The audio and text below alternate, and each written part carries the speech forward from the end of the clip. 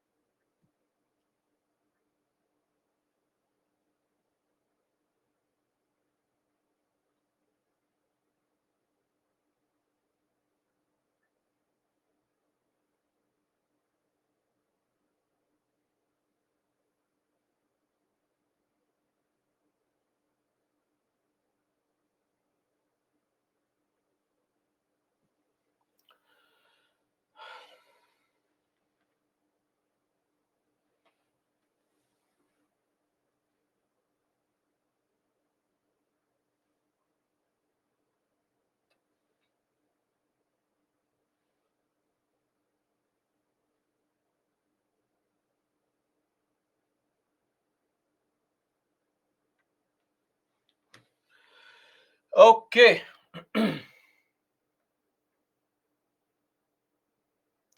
let's begin now. So, we were just discussing on the right to equality, where we saw the various rights available, including restrictions available, including provisions available, uh, positive discrimination being allowed, and also how to categorize SCs, STs, and SEBCs, socially and educationally backward classes. Now we look at three of these bodies, very simple and easy to understand. The constitutional bodies NCSC, NCST, and NCBC. The article is 338, 338A, and 338B. First up, NCSC, National Commission for Scheduled Castes. So originally back in 1990s, we had one common body. That body was called NCSC and ST. This common body.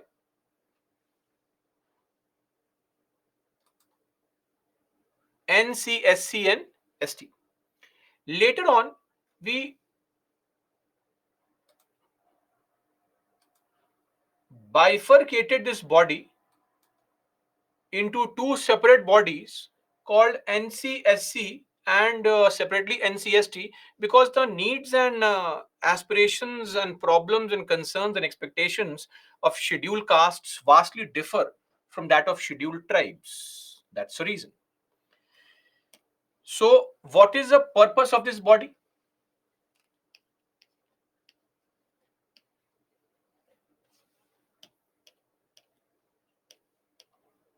The purpose of this body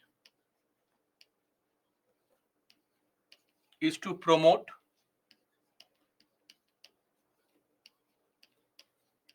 as well as protect the social, educational, economic, and cultural interests.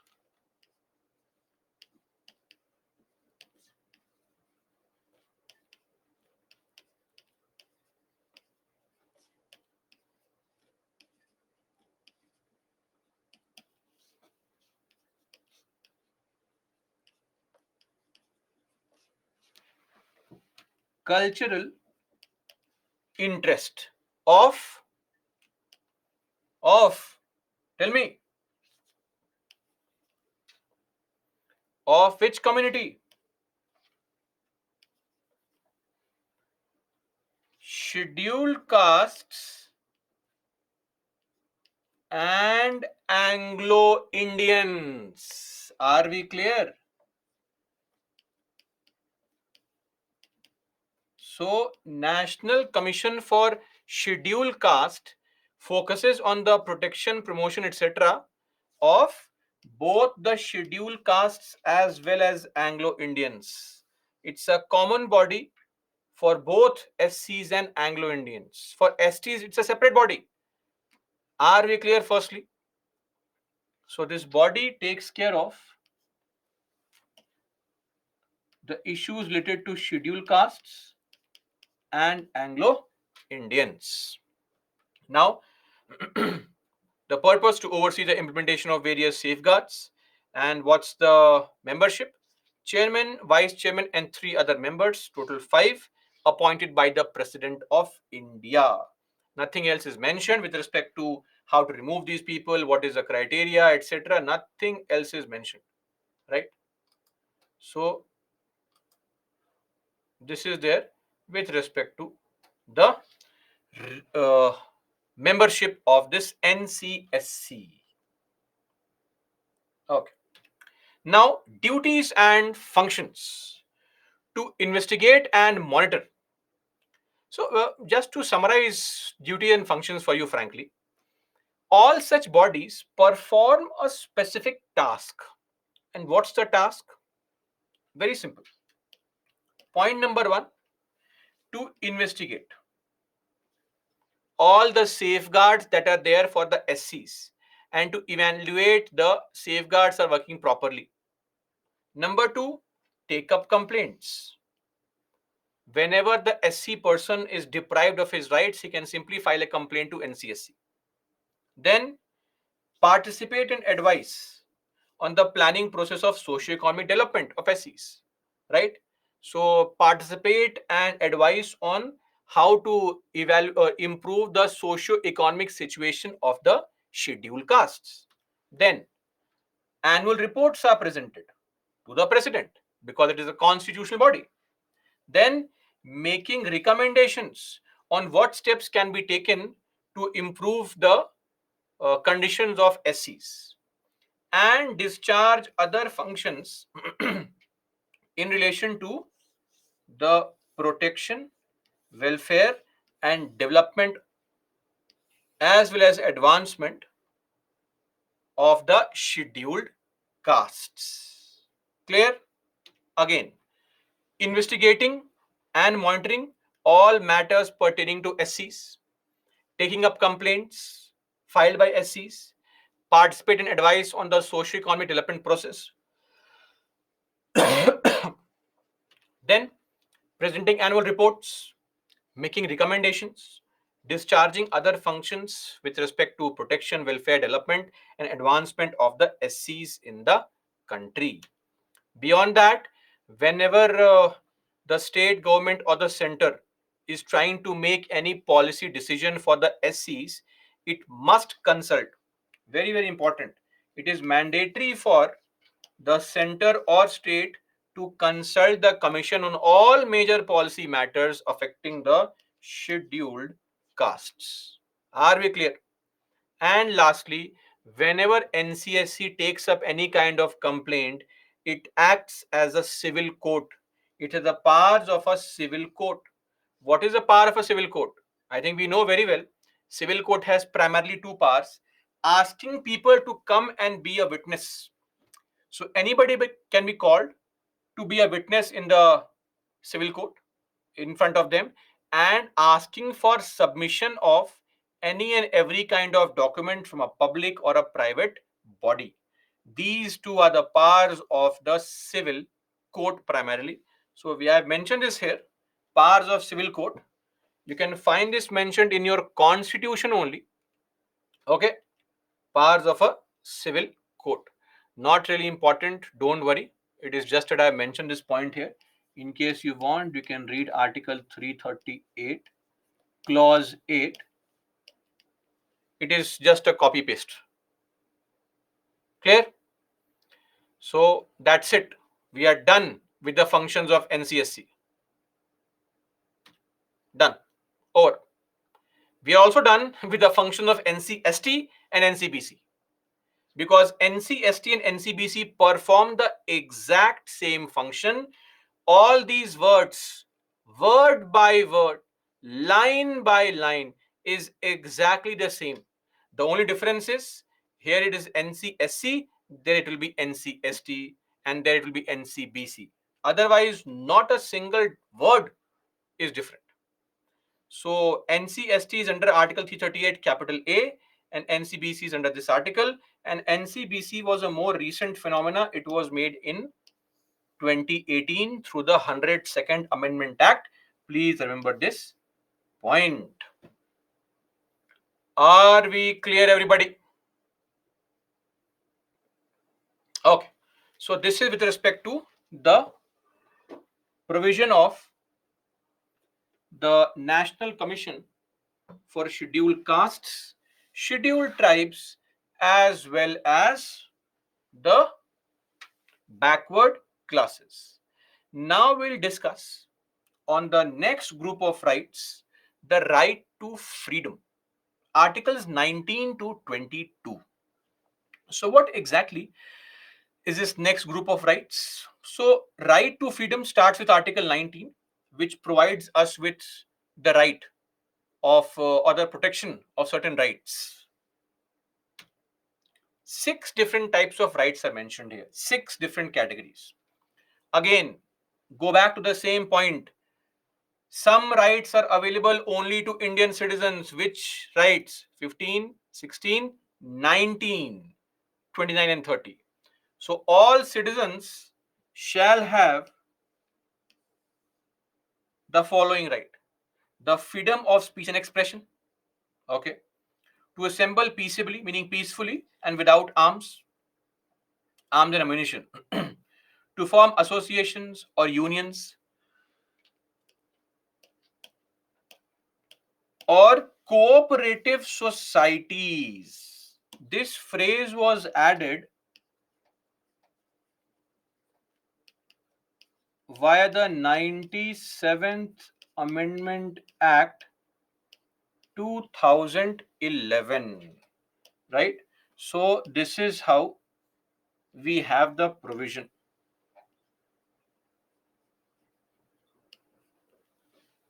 Then, to move freely throughout the territory of India, then to reside and settle in any part of territory of India. 19(1)(f).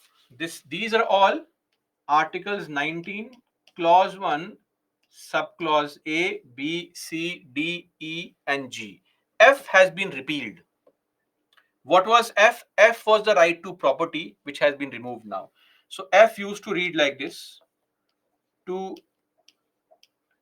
acquire, hold, and dispose of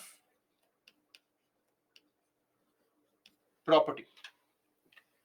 To acquire property, to hold property, and to sell property. Just a sec, guys.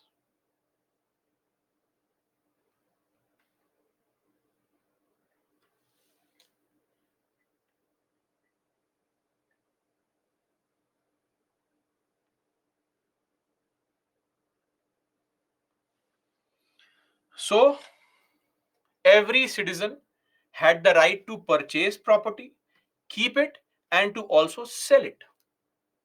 This is sadly been repealed now. It is no longer a fundamental right. And to practice any profession or to carry on any occupation, trade, or business. Article 19. Now, as we know very well, the fundamental rights have restrictions. Article 19 has a restriction mentioned, or 1A has restriction mentioned here. 19(1)(b) restriction is here. 19(1)(c) here.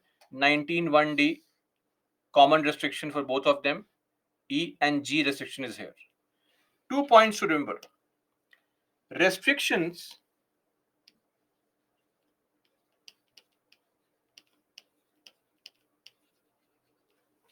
number 1 must be reasonable.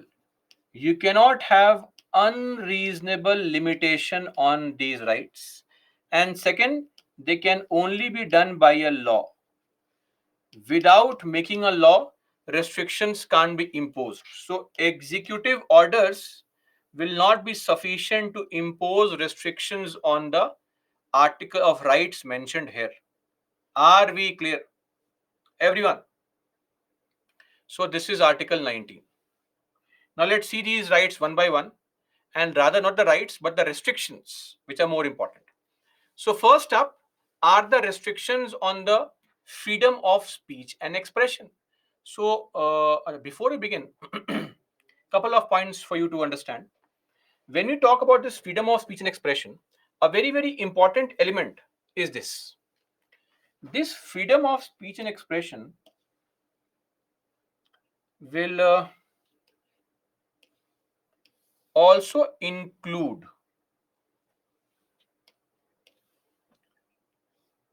various elements.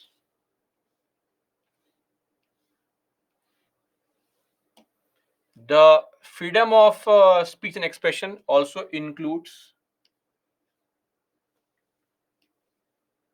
the right to silence.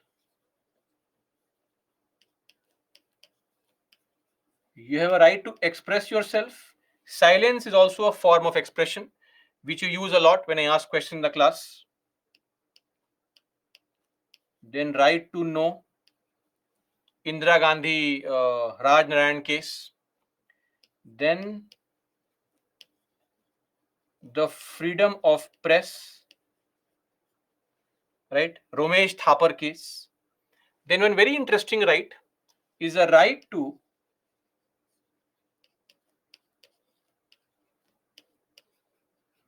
access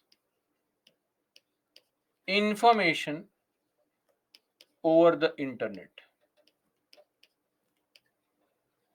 Not right to internet, right to access information over the internet. That is a fundamental right. Clear? All these are included in the freedom of speech and expression. Now, there are 8 different types of restrictions, meaning please enjoy your freedom of speech and expression. But 8 different types of restrictions are there. Now, some of them were not there originally, some of them have been added later on. For example, things like uh, sovereignty and integrity of India. This only, if you think of this only, this sovereignty and integrity of India, can you tell me when this was added? Tell me. The phrase was added somewhere else also in the Indian constitution. Where? This phrase has been added somewhere else also. Which place has this been added?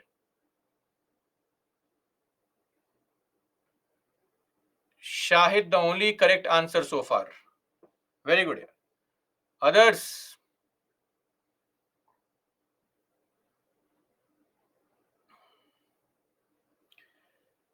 When we were studying the oath of the ministers, in the oath of office, this phrase has been added via the same 16th Amendment Act of 1963. Revise. What preamble you're writing? Preamble. Right? Integrity word was added in preamble, but this entire phrase in the oath of minister. Then 3 more words have been added, or phrases have been added as restrictions: public order, incitement to offense, and friendly relations with foreign states. All these have been added by the First Amendment Act 1951. So these are the 8 restrictions on our speech and expression. So when we make a speech, we express ourselves. Please do not violate the sovereignty and integrity of India. Please do not hamper the security of the state. Please do not disturb the friendly relation with foreign states. Please don't affect the public order. Please don't affect decency, morality. No contempt of court should be caused. No defamation, and no inciting people to commit an act of violence. Clear? So, what are these words one by one? Starting with this concept of incitement to an offense. So, when you say you're inciting people to commit an act of violence, a very important element to understand is that this is a Kedarnath case judgment also. And I would like to ask all of you a question. Let's see. Uh, how many of you feel it's okay to have a discussion on a topic. Jammu and Kashmir can be given independence. Pros and cons. If a discussion is going on this topic, will this discussion be okay? A for yes, B for no. Jammu and Kashmir being given independence from India. Pros and cons. A discussion is going on this topic. Would you be in favor of this discussion? Type A, or should this not be allowed? Type B.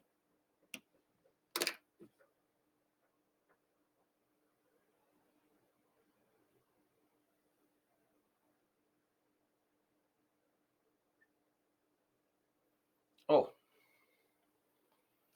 So my point to those who said no is, what is the problem? Tell me. Those who said no, that no, this discussion should not be allowed. What is your concern here? Why can discussion not be allowed? I mean, it is just a discussion, right? Pros and cons. Those who said no, any reason, or against the constitution? When does a constitution prohibit any discussion? Against the territorial integrity of India? No, we are not dividing Jammu and Kashmir and giving it away. We are discussing on the pros and cons of whether Jammu and Kashmir can be given independence or not. Right? Discussions will incite people. It will influence Northeast status. Why should we discuss only? It's a part of. Okay. So some of you are, of course, going to become civil servants in future, and this is your response. Hey, it's okay. Discussions are allowed. Why getting so angry and all? How can mere discussion cause security threat to India? You are talking like politicians, right? How can a discussion create divide in the country? Sadly, you may believe it, Supreme Court does not. Supreme Court has said that discussions are always allowed. Thankfully, Supreme Court is not like some civil servants.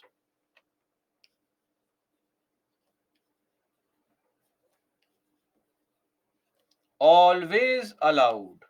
In fact, Supreme Court has gone on to say that however critical, however annoying, it does not matter.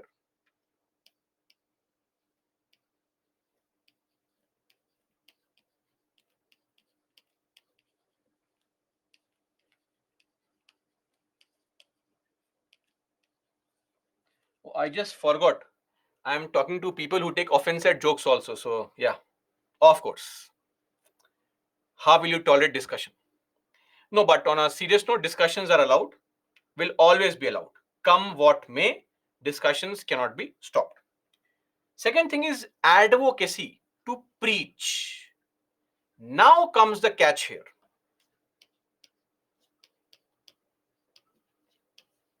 To preach. This is the real concern. You can preach things to people, advocate to people, but mind you, whatever you preach should be within the framework of the constitution. Here, we have to abide by the constitution. Allowed, of course, allowed, but within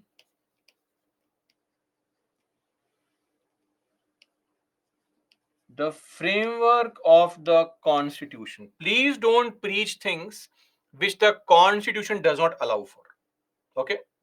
Now, if I start telling people that let's give independence to Jammu and Kashmir, now this is crossing discussion.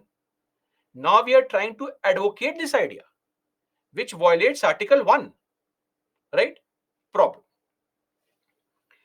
And what exactly is not allowed is inciting people to commit an act of violence. This is what is not allowed.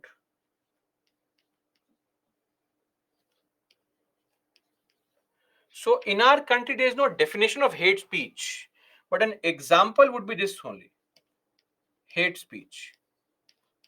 If you tell people, Hindus, go and kill all the Muslims, Muslims, kill all the Christians, Christians, kill all the Buddhists, etc. This kind of nonsense, when people say, it is actually inciting people to commit a criminal act. This is not allowed. But here also Supreme Court has said that, see, only penalize and punish those actions which are intended to cause public disorder. Clear? You have to ensure that the statement was made with a deliberate attempt to cause public disorder. That was the purpose. Only then punish people. So courts have been very reasonable when it comes to Article 19. Clear? I'll give you a simple example.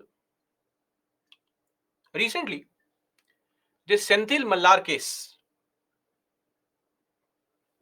In the Senthil Mallar case, just recently, 2023, Mallar filed a request seeking permission to hold a meeting to address the crowd on views about Dravidian ideology.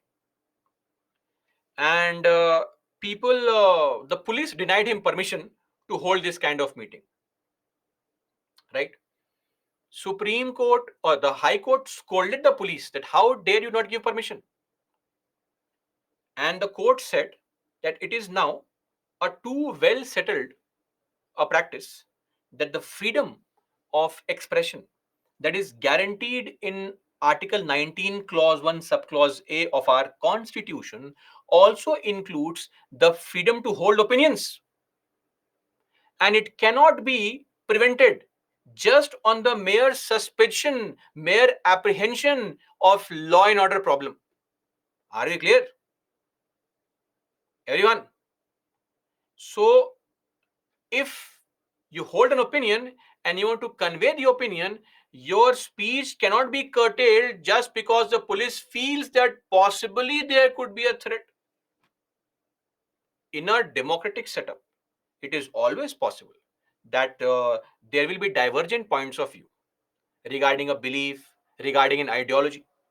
It is not possible to compel everybody to follow the same ideology, to follow the same belief. A person will always be entitled to have his own opinions, reservations regarding a belief system and ideology.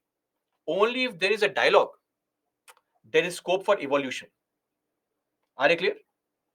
So discussions should never be seen as any kind of limitation. Are we clear? This is what the courts have maintained. It's now up to you to think otherwise. Right?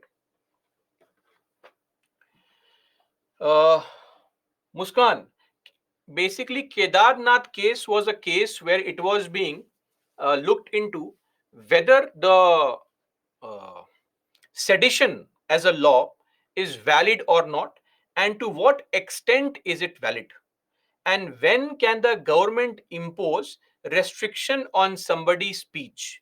What is the meaning of inciting to an offense? So in that case, this judgment came. It was a 5-judge bench case, the Kedarnath case of 1962. Chief Justice BP Sinha was a judge at that point of time. And in this judgment, the court said that speech should only be considered to be seditious if it incites violence. Don't punish any activity which is not intended to cause public disorder, right? Which also brings to our concern a very, very draconian law which used to exist in the country called sedition. Sedition was a part of IPC, Section 124, capital A of Indian Penal Code 1860.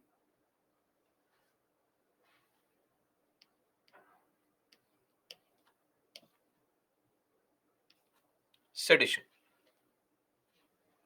Okay, now sedition was not there originally, it was added later on, added in 1870. So when Macaulay made the IPC, sedition was not there actually. It was added at the behest of James Stephen.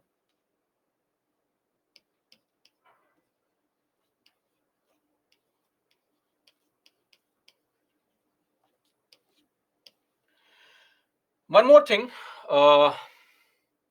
Now, sedition as a law has been modified. If you look at the new IPC, which is called the BNS, Bharatiya Nyay Sanhita, the new BNS does not contain sedition.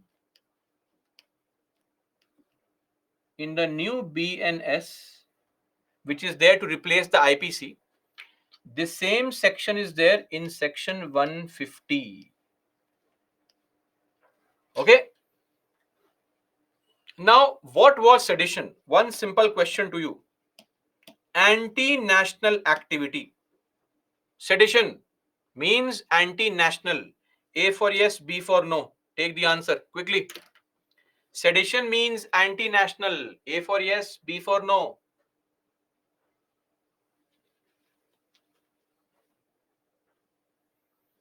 Interesting. You will be surprised to know that sedition is. Let's show you the definition only. This is the definition of sedition under IPC. Let's read. Whoever, by words, either spoken or written, or by signs, or by visible representation, or otherwise, brings or attempts to bring into hatred, contempt, or excites or attempts to excite disaffection towards the government established, towards the country, towards the government.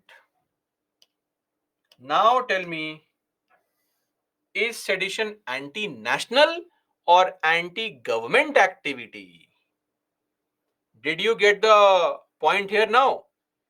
If you incite hatred or contempt or disaffection against the government, not the country, government. What is government? Party which has won the elections and has but been given the temporary power to administer laws in the country, right? Governments will change, country will not. So sedition was, of course, a law made by Britishers to curb any kind of propaganda that our freedom fighters used to spread against these the un-British rule in the country. So the Britishers did not want the people to know. They did not want the criticism of the government. So they added sedition under IPC. And look at the punishment. You will be punished with imprisonment for life. Imprisonment for life. Is that the punishment? To which a fine may be added, or imprisonment which may be extended to 3 years. There are only two types of punishments here. Not up to 3 years, not from 0 to 3 years. No, no, no. It's either 3 years of jail or life term jail. For what? For making fun of the government. You can't make fun because here they are saying if you excite disaffection against the government. What is disaffection? Meaning that you have to show affection for the government. You have to love the government. Is it mandatory? Tell me. Do you think it is mandatory for us to love the government? The love for the government will only come if the government performs activities which are beneficial for the public, right? So, this matter has been misused by the government, not center only, state governments comprehensively. To give you an example, uh, this matter was heard in Supreme Court in one very interesting case, SG Wombat Kere case. How this case came up was that there was this journalist called Vinod Dua.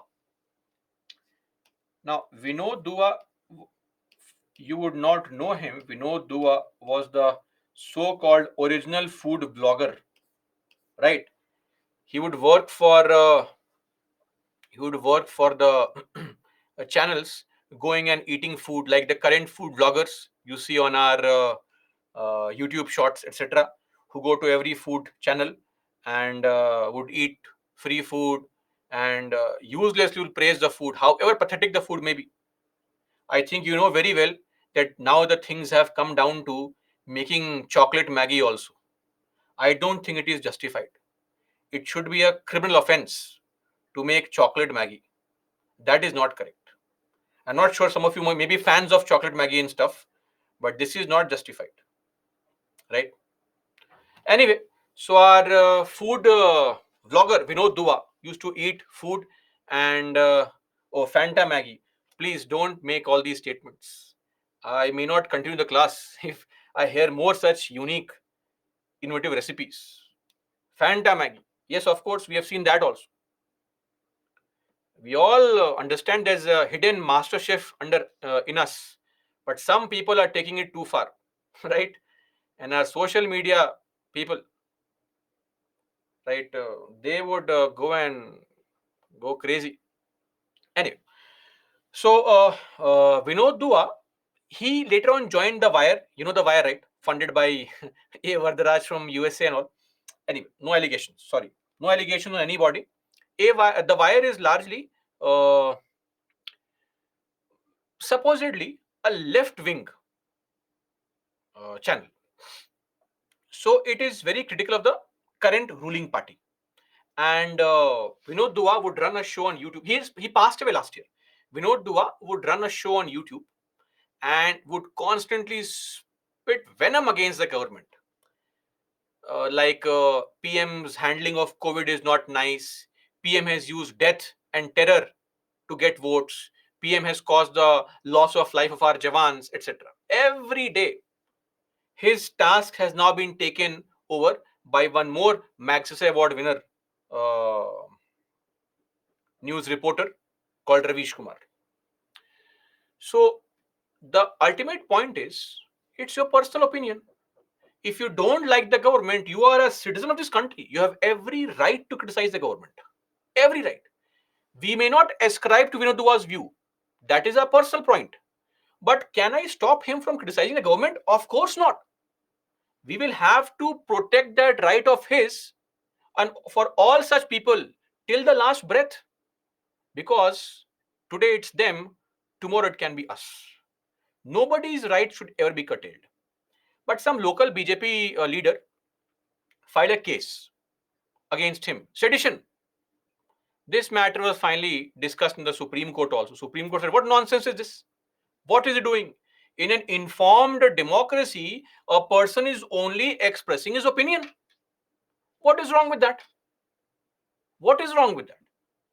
So, Supreme Court asked the government, tell me, what is your opinion? Are you going to remove sedition or not? Supreme Court said, typical standard. So government said, typically, same, typical behavior.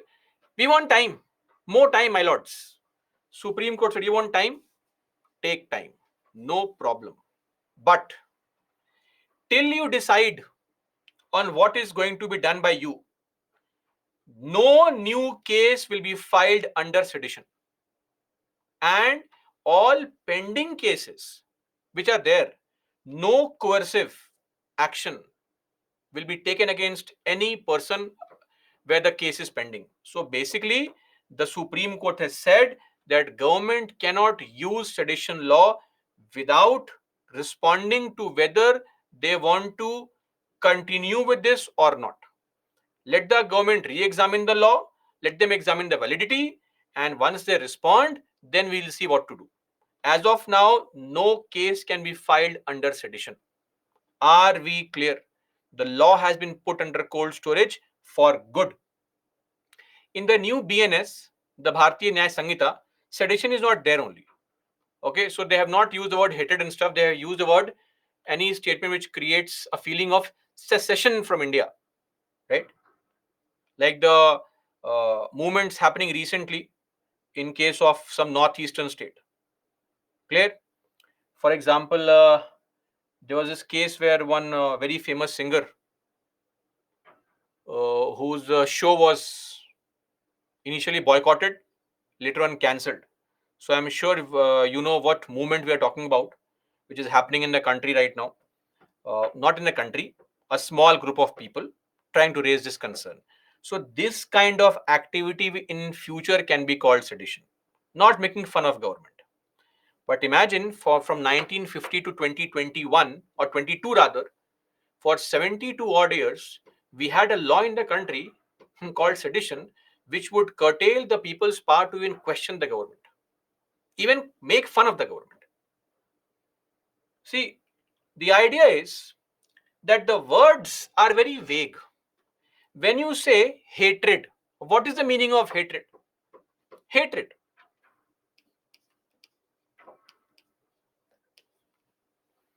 People sometimes lovingly also say that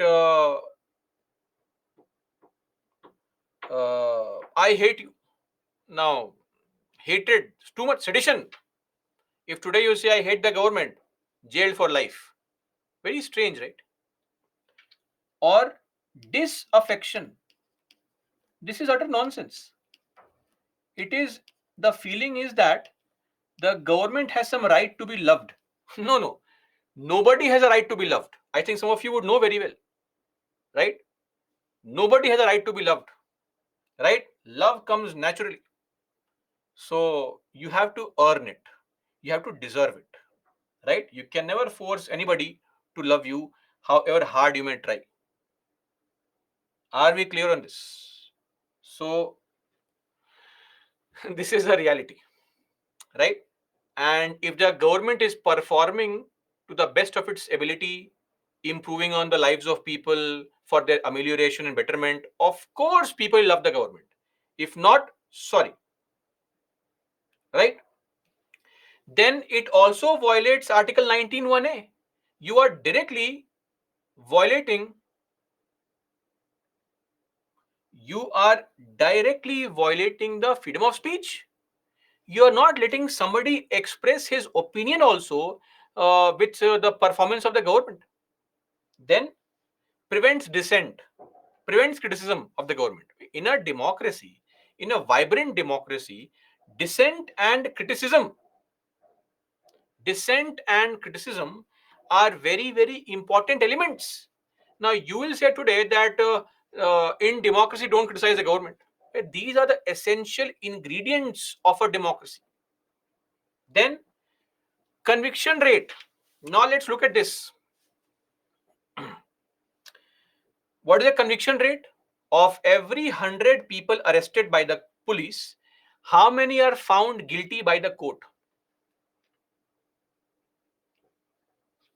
Conviction rate in some cases is as low as 3.3%, meaning out of 100 people arrested by the police, 3 are found guilty, 97 acquitted, no merit in the arrest.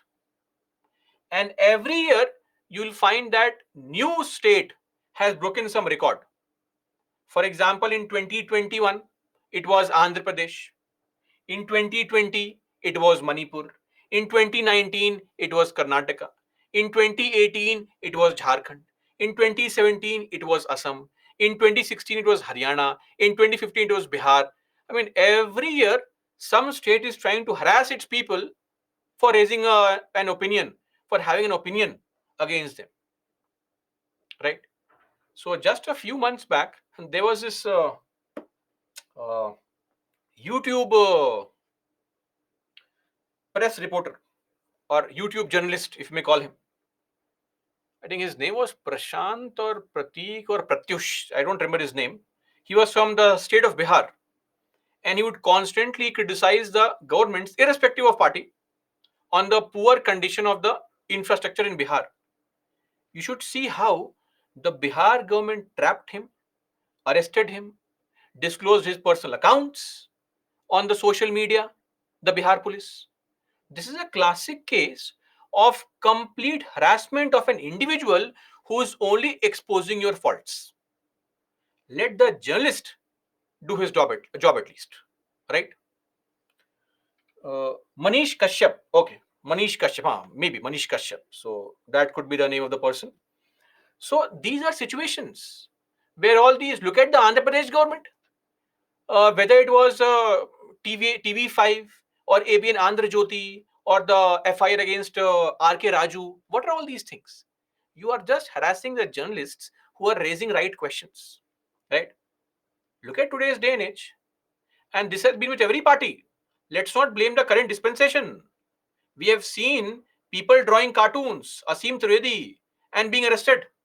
We have seen people writing a Facebook post, small kids writing Facebook post, class 12th girls in Maharashtra getting arrested, called to police station. So, I mean, this is just sheer harassment at the hands of the government. And if at all the arrest is so genuine, why this low conviction rate? Because your arrests in most cases are not genuine.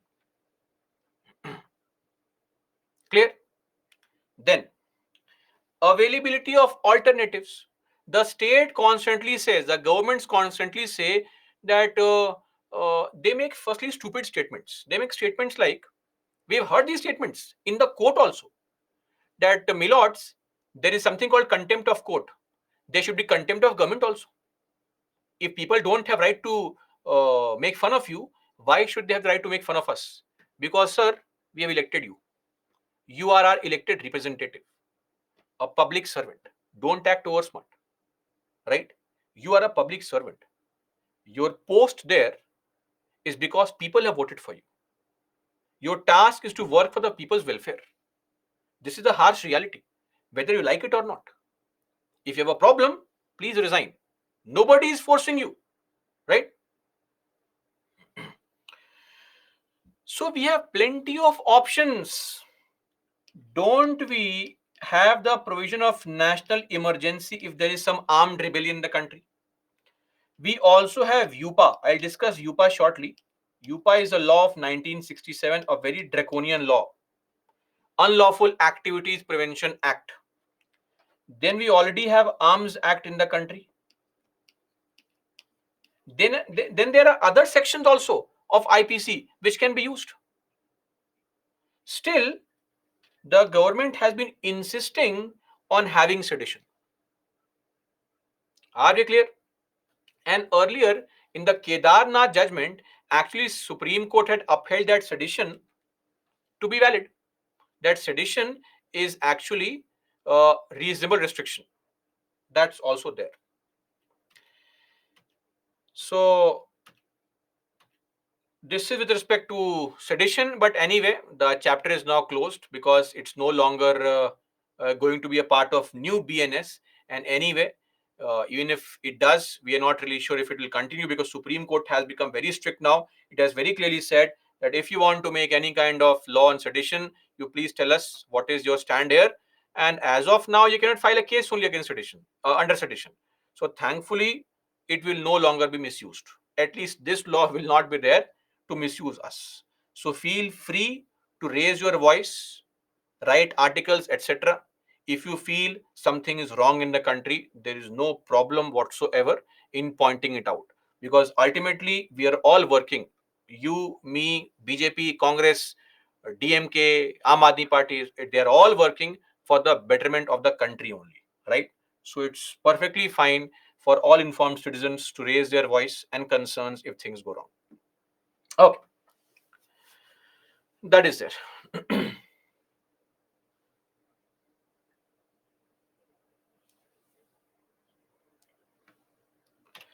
Now, next limitation, defamation. Defamation. What is defamation? One more, one more section of the IPC is defamation.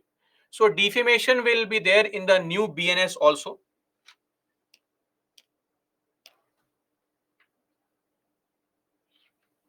In the new BNS, if it is passed, section 354 is defamation.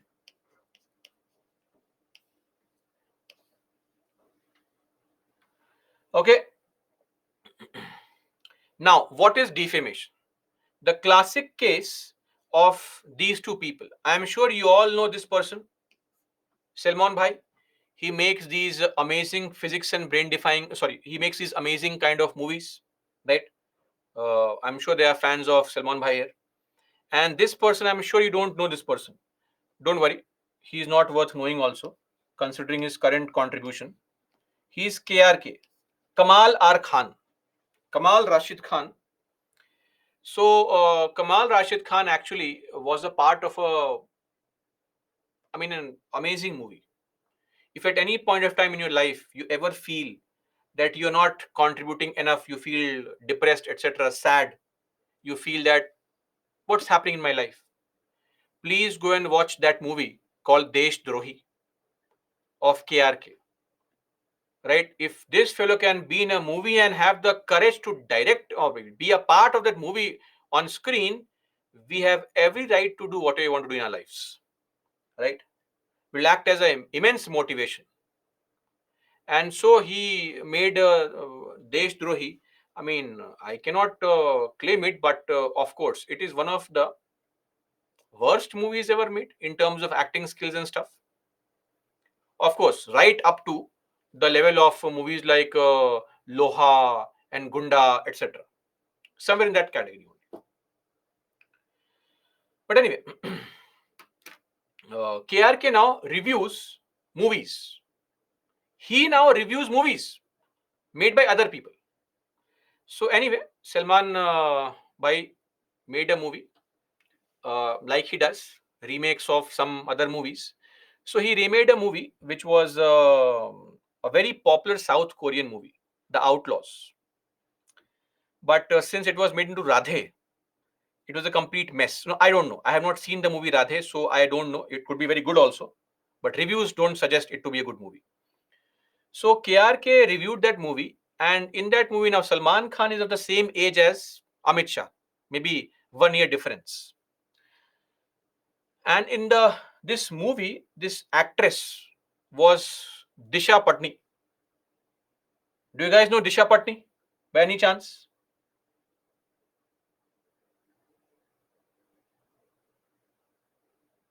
Okay. This you will know. If I ask you an article of the Constitution, you'll say, no, no, sir. This you will know, of course. Amazing aspirants. So Disha Patni is an actress, and she is almost half the age of Salman Bhai. So he was making fun of Salman Khan and kept on calling him Daddu.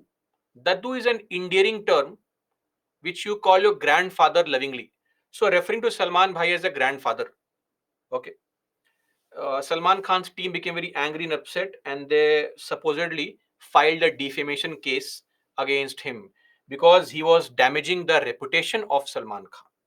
That is called defamation. Or more recently, the country's heartthrob, the most eligible bachelor in the country, according to certain sections of the society, Mr. Rahul Gandhi, the true mass leader. So, Mr. Rahul Gandhi made a statement in one public rally, right? Why to repeat the statement? But he made a statement regarding how or why people with a particular surname are thieves. He was attributing it to uh, Nirav Modi and maybe the allegation to Lalit Modi, etc. But some people did not like it. And a case was filed in the court where it was said that he has damaged the reputation of the community. So, what is defamation? Any person who, by spoken or written words, signs, or visible gestures, creates or publishes any imputation. Imputation means accusation. Any imputation on any person with an intention to harm the reputation of that person. Okay? And the person who's making such accusation should have the knowledge or a reason to believe that such imputation will ruin the reputation of the person. So, if you deliberately make statements or write something which will damage somebody's reputation and you know it, that is called defamation. Section 499. Now, defamation can be of two kinds, civil or criminal. So, civil defamation means you have caused somebody's reputational damage which is causing them a monetary loss. For example, the Amber Heard and the Johnny Depp issue. So, Amber Heard made allegations of domestic violence against Johnny Depp, which resulted in Johnny Depp losing out on a lot of franchises and movies. Imagine now KRK says that Salman Bhai is a daddu, and no young actress wants to work with Salman Bhai in romantic roles because they feel Salman Bhai is a daddu, and Salman Bhai suddenly stops getting any roles. So this will cause a monetary loss to Salman Khan, right? So he can file a civil defamation where he will seek damages in monetary compensation, that 20 crore rupees worth reputation has been damaged. Please ask him to pay me 20 crore rupees. The other kind of case you can file, who will file this? You will file this. It's your reputation which has been damaged. So you can choose to file civil case also, criminal case also. Now, in the case of Salman Bhai, he filed a criminal case, supposedly, that I don't care about money because this is Bollywood. I am the boss. If I say no, nothing works. I can spoil the career of lot of actors. I tried to spoil the career of a singer, but the singer was too good. His career could not be spoiled, and he's still very successful, right? But anyway, big people, elite people who control the industry, they have this power. So you have to be extremely talented to bypass the powers of these big people in these industries, right? Reference to Arijit Singh. Okay, so those who do not know, that is why you will find that Arijit Singh never sings songs for Salman Khan movies. Anyway,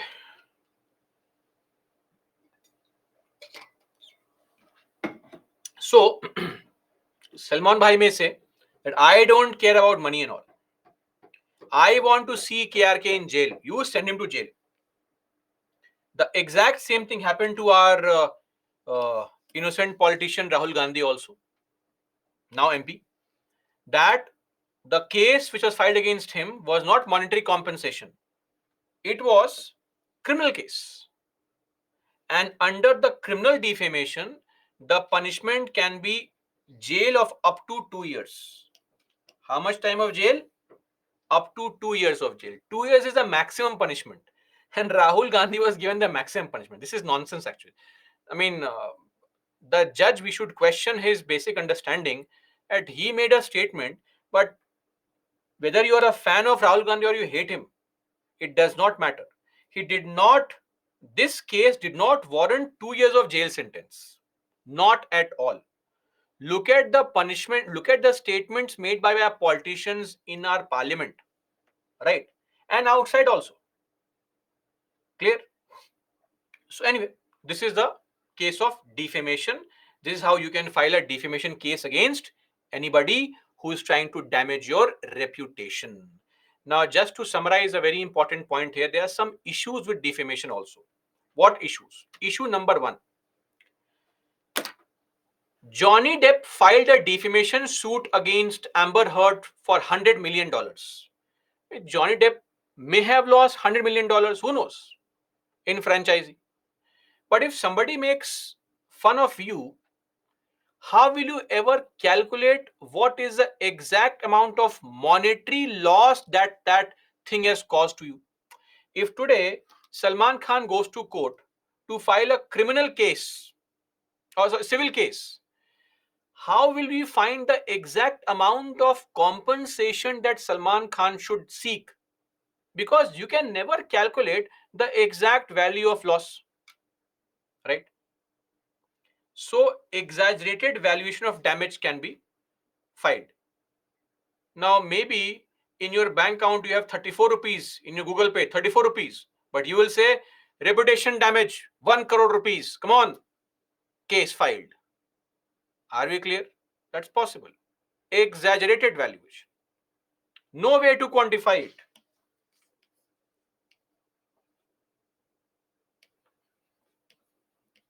No mechanism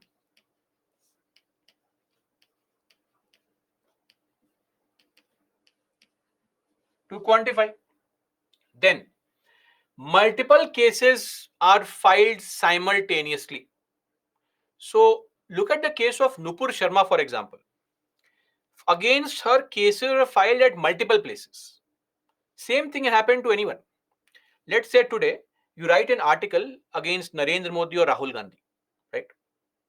Let's say you are sitting in Delhi and writing an article. This article is read by people in northeastern part, people in the eastern part, say somebody in Bengal, somebody in Patna, somebody in Kanpur, somebody in Jammu Kashmir, somebody in Jaipur, somebody in Madhya Pradesh, somebody in say Andhra Telangana, somebody in Karnataka, somebody in Tamil Nadu, somebody in Kanyakumari, somebody in Andaman Nicobar, Lakshadweep, somebody in Andaman Nicobar. Cases are filed against you everywhere in the country, right? Criminal cases. Now you have to go to every court here and there and tell the court, it is the same case. Please send all the cases to Delhi, right? Your Bharat Darshan begins without clearing UPSC.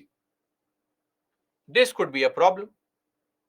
And after this harassment, do you think you'll ever in future dare to write an article against any political leader? Never. Clear? Then point number 3. Tell me something. Let's say today you go to a mall or online, purchase some shirt, some dress, etc. And you wear the dress shirt and get a photograph clicked and post on your Instagram, acting all cool. But you know how friends are. They'll make some rubbish remark only. Let's say they make some remark. What kind of dress is this? Looking stupid, etc. Looking like a monkey, etc. Some joke they'll make. Now, when you read the statement made by the people, you'll feel sad. You may sit and cry also. You'll go out, eat some nice things, come back. Maybe you'll lock out of your account only for 2 days. You'll shut down your account also for 2 3 days. After 5 days, what will you do? Come back again start posting those same cringeworthy photographs. No problem. Life goes on. You won't go to court and complain that court, look at this, calling me like this, making fun of me. Nobody has time to go and complain like this. It is exploited only by the elite people. It is an exclusive preserve of the privileged class. Nana Patekar files defamation. Arun Jaitley filed defamation. Salman Khan filing defamation. Common people have no time for all this nonsense. This is a law which is exclusively used by elite people. Though anybody can file a case of defamation, but we never see this happening. Think of it. Every day when you sit with your friends, they make fun of you, right? That's a standard provision in a group of friends. Somebody is targeted every day. Now imagine if you are targeted and you go and file a case against all of them. Defamation. Not possible. Unthinkable only. And lastly, when you file a criminal defamation case, criminal defamation, you are asking the court to step in. You are asking the police to step in. Now, imagine in our country where lakhs and lakhs of cases are pending and crores of cases are pending involving theft, robbery, murders, right? And then when you have theft, robbery, murders, rapes, heinous crimes happening, and there you go to court and say, court, somebody is making fun of me. Somebody has called me thin, fat, tall, short. Really? I mean, we understand, but look at the country also. Look at the severity of cases being dealt with in the court. We have lack of police, lack of judges, and then you want the court to take up these kind of matters. Is it not a waste of court's time? Devoting so much time into Rahul Gandhi's matter, don't you ever think that this was a classic wastage of court's money, taxpayers' money, right? Important cases are pending in the court, and are doing a drama of discussing cases where somebody is making fun of the other person. This is not fair. You are just making fun of people at the expense of taxpayers' money. These kind of cases going to court and being heard also is a nuisance, nothing short of nuisance. Sadly, this is the reality. These are all private disputes being resolved by between individuals. Why do you involve court and police? And you will be surprised that this matter has been challenged in the court, Supreme Court, that it should not be a criminal defamation. Let people file a civil case. Why criminal case? And Supreme Court has upheld this.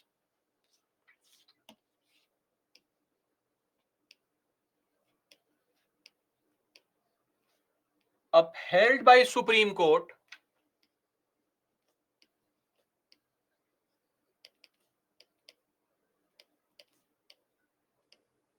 as constitutional. Constitutional. Why? Because Supreme Court said that every citizen or every person has a right to reputation, and it is a duty of the government to protect the reputation of the citizens. Clear? So this is there. Yes, Ketan, anybody can file a civil or criminal case. Nikhil, common people will be driven away by police. Okay. Vedant, sir, but common people do not have such a reputation. Why, sir? Why do you think your reputation is not worth that value? It may be of lesser value, but it is of value. Don't undermine yourself. See, this is a point I'm talking about. Why do we have to deify all these leaders? They are made by us, right? Please don't undermine your own importance in life. Dignity and self respect is a part of every individual's life. That was defamation. Now, contempt of court. So, what is this contempt of court? Firstly, contempt of court is not defined in the Constitution. It is defined in this law called Contempt of Court Act of 1971. So, there is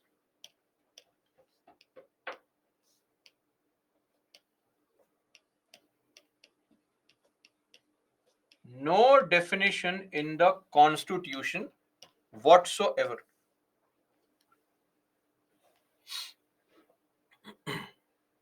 Okay, first point. Now, this law, Contempt of Court Act 1971, says that there are two kinds of contempts that can happen. One is civil contempt, and the other is criminal contempt. What is civil contempt? When you deliberately, knowingly, willfully disobey the lawful order of court. Court gives an order, a judgment, and you don't follow it. That is called a civil contempt. Are we clear? Civil contempt. What is criminal contempt? When you make statements which scandalize the court, which attacks the dignity of the court, which lowers the authority of the court, which obstructs the course of justice, that is called criminal contempt. When you make wrong allegations, imagine you are sitting in the court and throwing paper balls on the judge in the court only. Criminal contempt. Or you are sitting in the court and any judgment comes. After every judgment, you start clapping. Come on, Judge Saab, Milord, great judgment. Hats off. Or after every judgment, you say, what stupid judgment is this? Nonsense. Or you make false allegations. This judge is corrupt, that judge is corrupt. Randomly publishing, posting articles, posting statements on social media. What is that? That is all attacking the dignity and respect of the court. You are lowering the court's stature in the eyes of people. You are obstructing the course of justice. You are horrifying. Scandalize means to horrify somebody. Right? So this is what is called a criminal contempt of court. Are we clear? When you don't follow court's order, it's called a civil contempt. when you don't, or when you make statements which are derogatory, negative, without any proof, that's called the criminal contempt. Clear? One more point I'd like to make is, please understand, fair criticism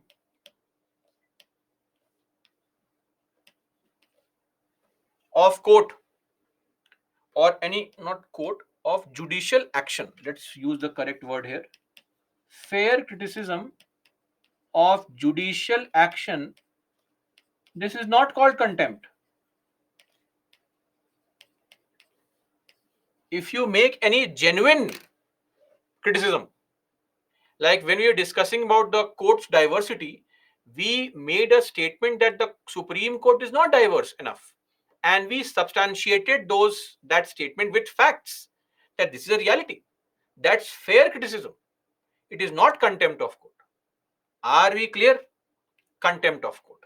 Now, what is the punishment? The punishment for contempt of court can be maximum 6 months of jail, meaning 0 to 6 months of jail. It can also be a fine of maximum 2000 rupees, or both. This is the punishment. Now, who can take action?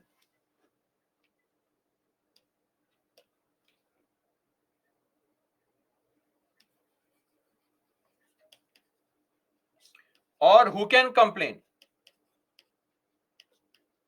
Of course, the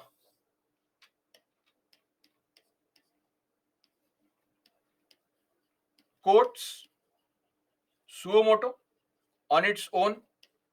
Which courts can take up these complaints? Tell me. Which courts have the power to punish for contempt? Type the answer. Don't waste time.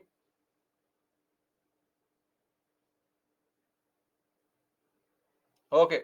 Some of you are right. Others? Okay, great. The two courts which have the power to punish for contempt, absolutely correct. Supreme Court and the High Courts. So the judge can read your statement, etc., on his or her own, and can file a contempt case. Second, can we file a contempt case?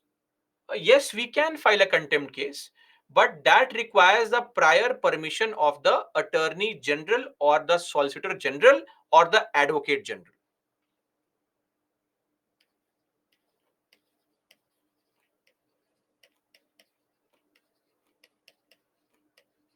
With approval from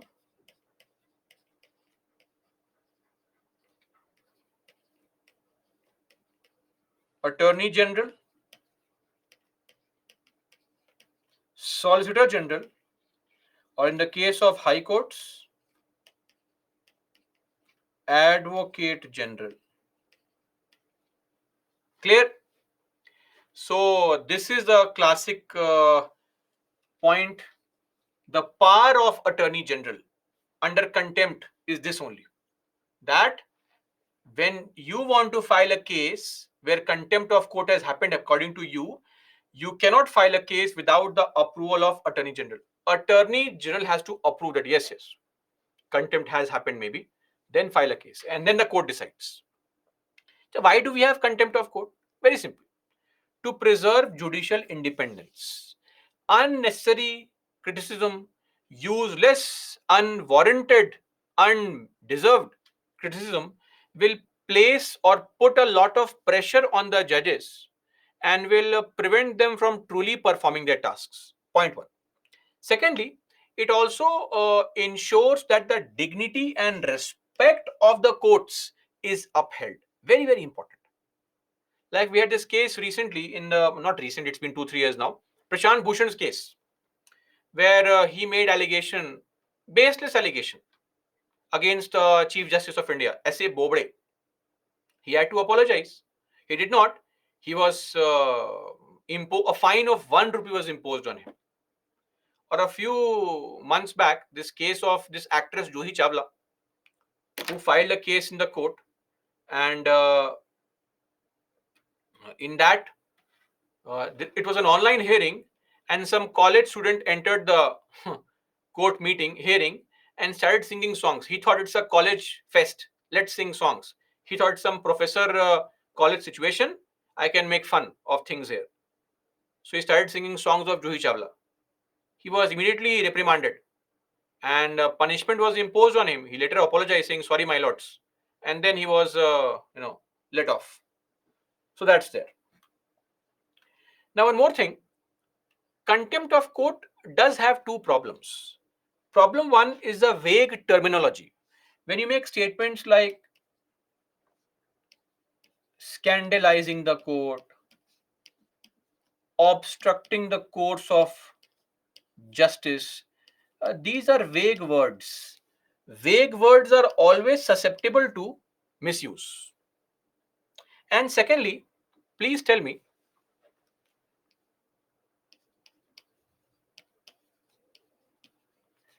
who files the case? Judge files the case. Who decides the case? Judge decides the case. Who imposes punishment? The same judge. You are the judge, jury, and executioner. You file the case, you decide on the matter, you impose punishments. The principle of natural justice, the first principle, nema causa and judex sua. No one shall be a judge in their own case. It gets violated. But despite that, the Contempt of Court Act continues. And lastly, in 1978, Supreme Court gave itself and to all the high courts instructions in the Mulgaonkar judgment that economic use of contempt is desirable. Judges, don't overuse contempt. Come on, use it rarely. Economic use means use it judiciously. Don't use it at every point. Secondly, there should be harmony between free criticism and judicial independence. Balance has to be maintained. Okay, then media should be given free play with reasonable limitations. So, media has to be given free play within reasonable limits. Of course, we understand, but yes, media should be allowed to criticize. And lastly, judges should not be hypersensitive. Don't become so aggressive that one point and you burst and say, come on, jail sentence, 6 months. No, no, let it be. A lot of people are first timers in court. They may not understand the procedures, etc. So don't be so harsh. If somebody is genuinely and willfully, deliberately misbehaving, then punishments. Are we clear on this contempt of court? Everybody? Okay. Now we'll move on. We'll solve this question first, then take a break, and then we'll move on and discuss the other restrictions on other rights. They are very simple to understand.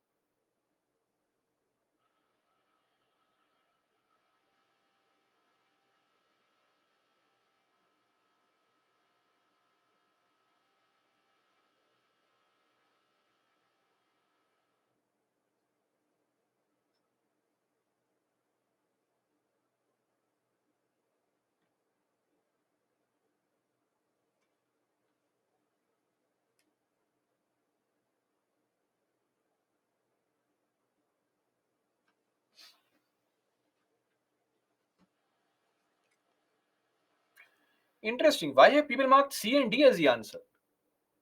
The Constitution of India defines civil contempt. Where is that definition mentioned in the Constitution?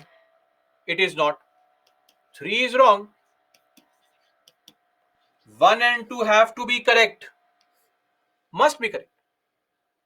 These two are correct. Look at 4. In India, the parliament is vested with the power to make laws on contempt of court. Of course, parliament can make laws. 4 is correct. B is the right answer. Let's read 2. The Constitution of India empowers the Supreme Court and the High Courts to punish for contempt of themselves. And pursuant to the report of H.N. Sanyal Committee, the Contempt of Court Act was passed. This information is impossible to know, but the question is framed in such a fashion that you need not know this information. Clear? Everyone, I'd like to just take a moment to point this very important thing out to you. Do you remember this question asked under judiciary revisory jurisdiction, that High Court has a power to revise its own judgments like Supreme Court? And the UPSC answer said it is wrong. But we know very well that Court of Records have the power to issue contempt and also review their own decisions. Right? So in 2021, Supreme Court found that statement to be wrong. So UPSC found that statement to be wrong. Now look at this. The Constitution of India empowers the Supreme Court and the High Courts to punish for contempt. Where is it mentioned?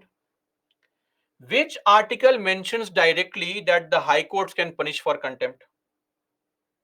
Tell me. Which article mentions directly that High Court can punish for contempt? There is no article. The only article is 215, which is called Court of Records, but it does not mention directly. Yes or no? Look at UPSC. 1 year back, they are saying Court of Records is there, but it is not directly mentioned. And here they take the same statement and say that yes, yes, contempt powers are there. What is this nonsense? Right? So this is a problem with respect to our UPSC, that these minor issues will take place.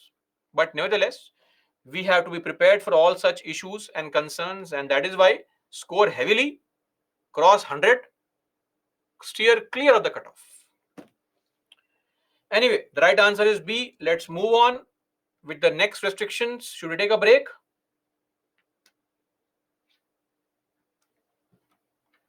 Let's take a break. Be back at 7:15. A quick short break, and we'll continue our discussion further. Break, please, guys.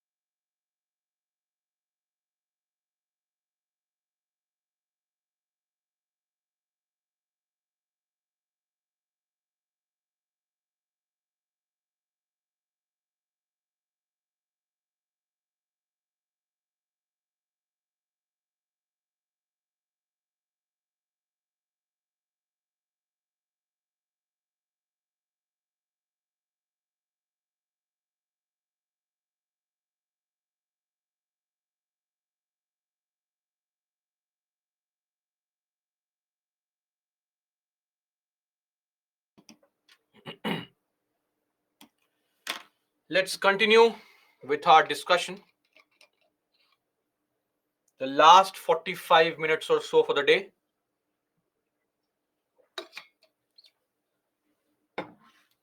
Okay.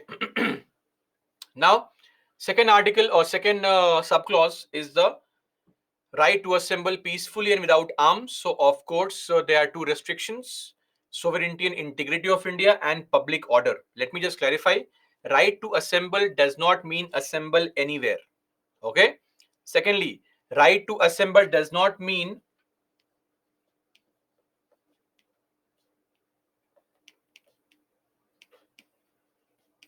include right to protest indefinitely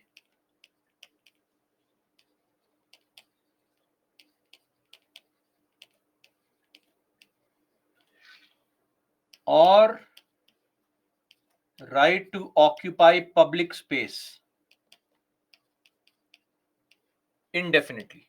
This was said by Supreme Court in the Amit Sahni case 2020 post the Shaheen Bagh protests. So you have a right to protest, of course, not right to strike. Right to strike is actually a statutory right. It is not a legal right. Sorry, it is not a constitutional or fundamental right.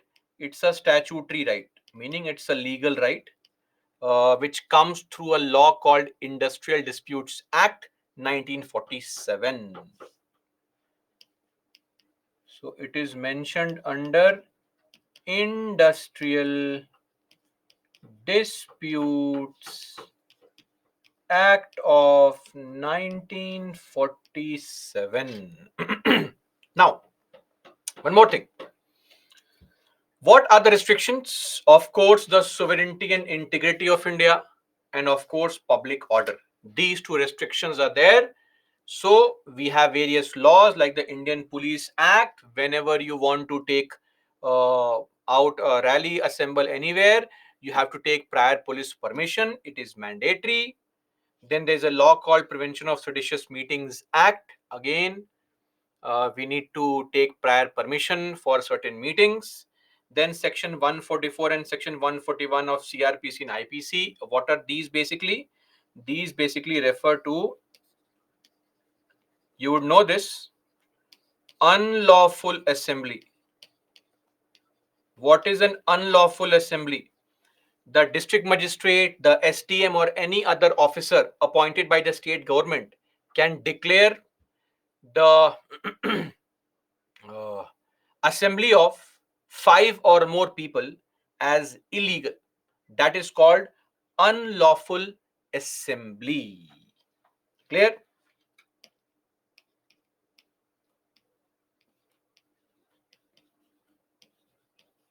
People not allowed to assemble. This unlawful assembly is actually going to be there in the new BNS. This is going to be section 187. Okay. So yes, of course, your right to assemble can be restricted through these laws. Simple. Then, right to form associations or unions or cooperative societies. It can be curtailed on the grounds of sovereignty and integrity of India, on the grounds of public order, on the grounds of morality. So you cannot form immoral associations. You cannot form a gambling association. You cannot form an association, or you cannot run a business which relates to, say, prostitution, for example. So in our country, uh, selling sex for money, that is prostitution, is actually not illegal. Individuals are allowed to sell sex for money, but it cannot run as a group activity. That is why you must be reading all these news items that raids happen in hotels, in spas, etc. So there the allegation is that you are running a racket, a group activity. That is not allowed. An individual can sell sex for money. There is no law which prevents that from happening. But otherwise, as a group, as an association, that is illegal, not allowed. Clear? Now, we have a right to form associations. Yes or no? Do we also have a right to form terrorist association? Tell me. Can we form a terrorist association under Article 19, Clause 1, Subclause C? Of course, we cannot. And there is a law also to prevent such unlawful activities from happening. That law is called the UPA. I'm sure you have heard of UPA. Everybody has heard of UPA. But UPA, the origin of UPA can be traced to a very, very popular law in the country. And what's that popular law that was there? The name of the law was Anarchical and Revolutionary Crimes Act of 1919. Tell me, which law am I referring to?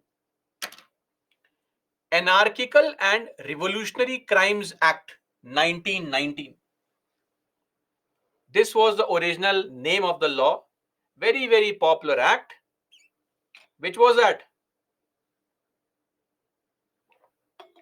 Very good. Some of you are absolutely correct. Rowlatt Act.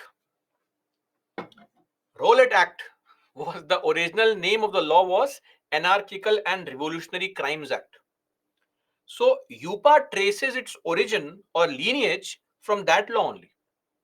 It is just like a refurbished version of that Rowlatt Act.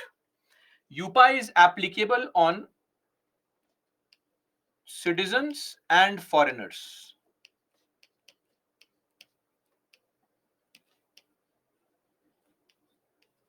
Not just citizens, but also foreigners.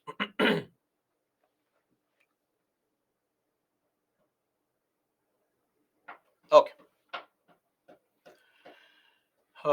Then, more important, what's the purpose of UPA?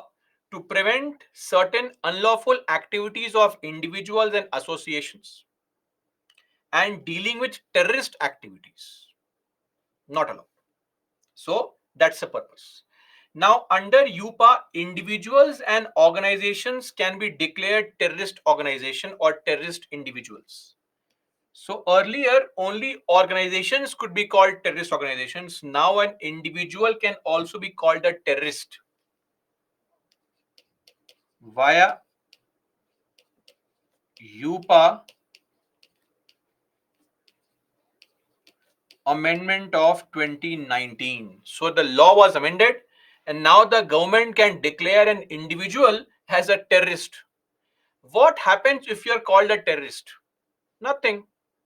The government or the NIA gets the right to freeze your assets, arrest you, etc. But is it mandatory that they will arrest you? No, they may not arrest you also. You can be declared a terrorist and go roam around here and there. No problem. That's very draconian kind of thing. You make fun of the government, criticize the government declares you a terrorist.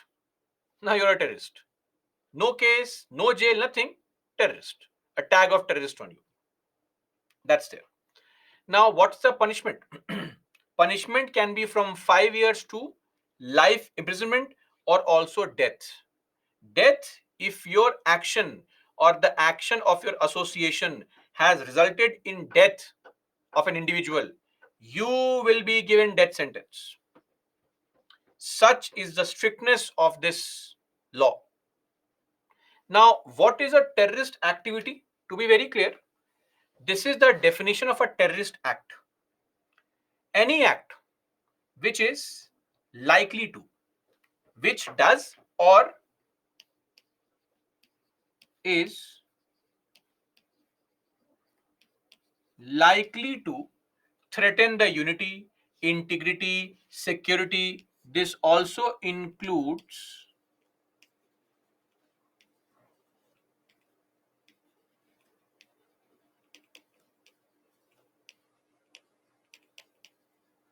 economic security, or sovereignty of India, or strikes terror. Any act which is likely to strike terror using bombs, explosives, uh, dynamites,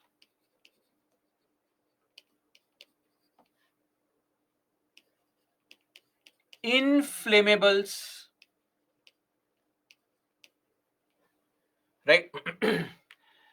Then chemical weapons,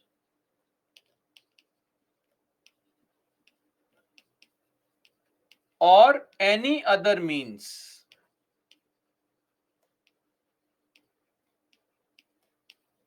of whatever nature. So, if an action which is likely to strike terror using all these things and causes or is likely to cause death, damage to property, etc., can be called a terrorist activity. Are we clear? One more thing, if you ever compel the government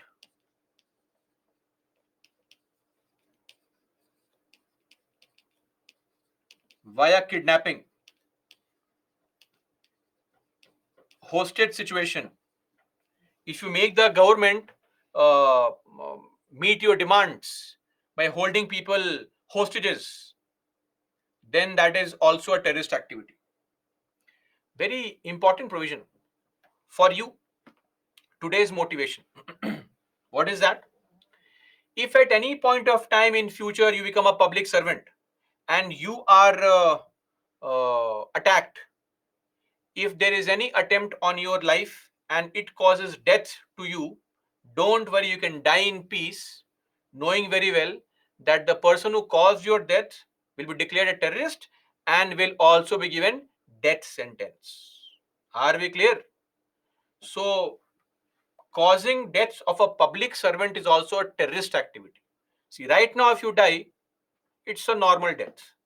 But when you clear the examination and die, it's a what? Terrorist activity. Look at the elevation in your status. So please clear the exam. I mean, don't die, but clear the examination.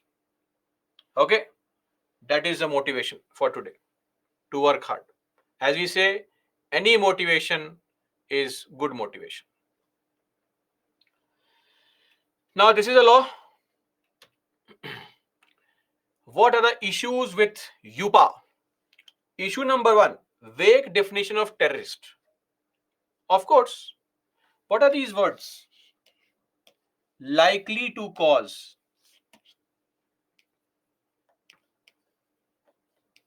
I will tell you how vague this word is. Imagine your mom has been telling you for 2 3 times now to fill the fridge with water bottles, and you are constantly on the phone avoiding her. Then from her room comes a slipper with full force, full speed, and hits you on the head. Perfect aim. What is that? It's an act which is likely to strike terror using any other means of whatever nature which can likely to cause damage to property, etc. So your mom hitting with a slipper can also be declared to be a terrorist activity, right? So next time they hit you, go to court and file a case that this is terrorist activity happening in my house. Are we clear? I mean, don't file a case. I'm just telling you that this can be a very vague definition which is prone to misuse. Please don't do any such thing, because you may go and file a case. Case will be rejected, of course, and what will happen to you later on in your house, you only know better. Okay, so don't take any chances. Now, difficulty in getting bail. So, AFSPA is also UPA is a very unique provision. Aman will discuss AFSPA shortly. AFSPA is of no relevance here. UPA is a very unique provision where bail is a norm normally, where here bail is an exception. Jail is norm. There is a section 43D, subsection 5, which says that bail will be denied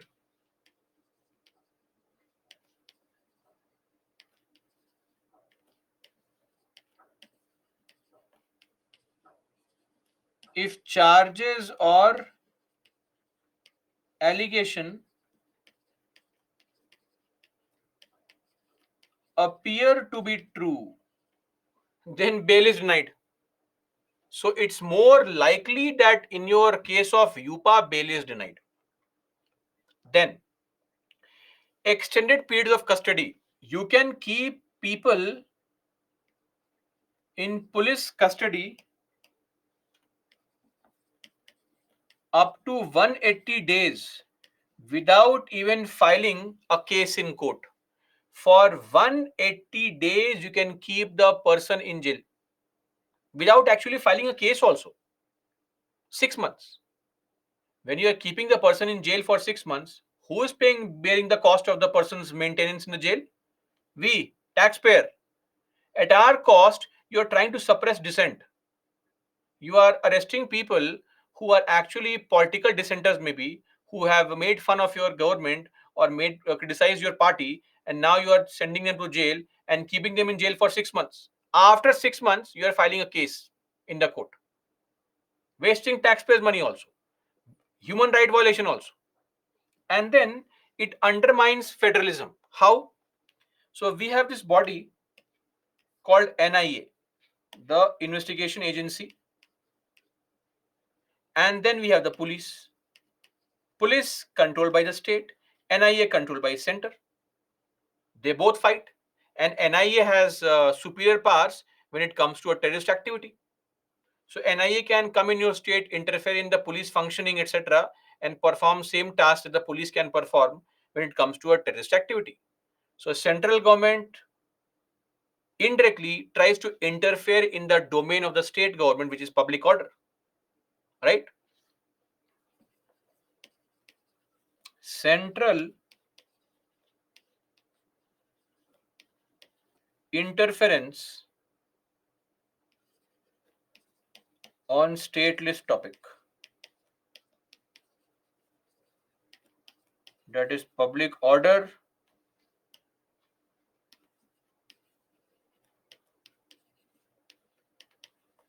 police. One more thing, very poor conviction rate. You'll be surprised to know that in the last 10 years,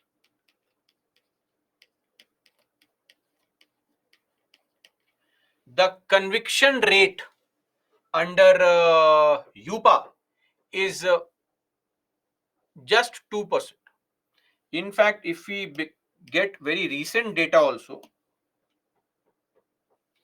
last 3 years.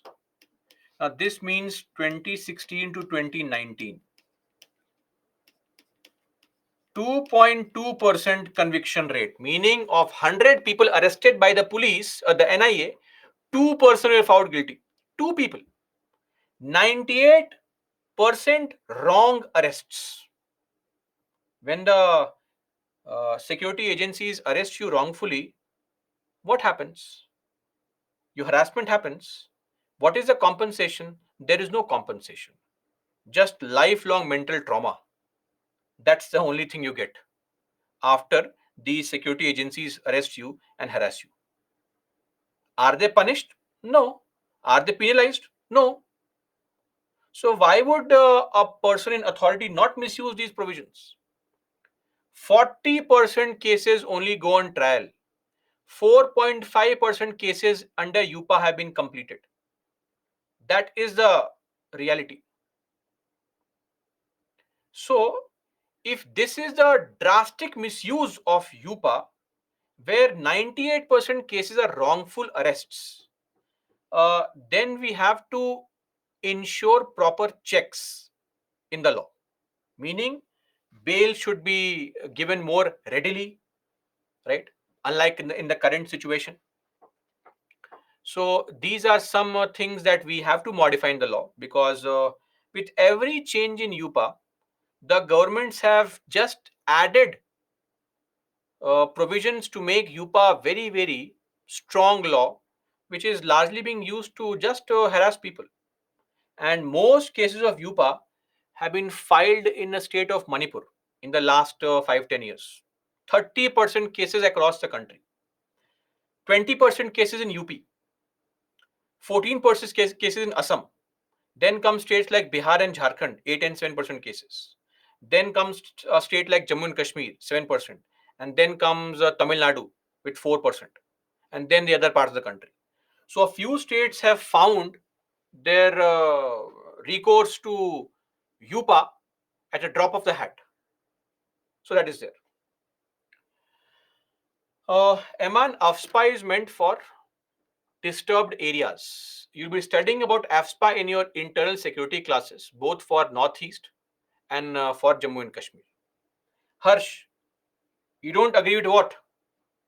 With the data, or don't give half statements? Complete the point, sir.